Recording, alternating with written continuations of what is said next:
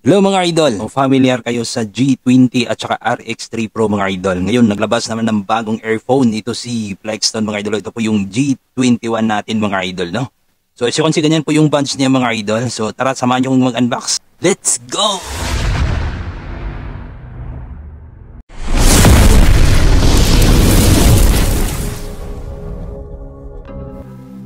Upon receiving mga idol, so as you can see, may kasama na po siyang Type-C adapter mga idol, no?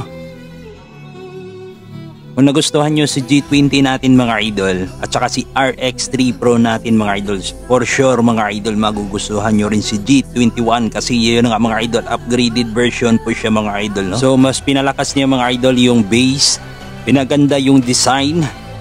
Sa loob ng box mga idol, may kasama na po siyang sticker. At the same time, ito po yung clip mga idol, no?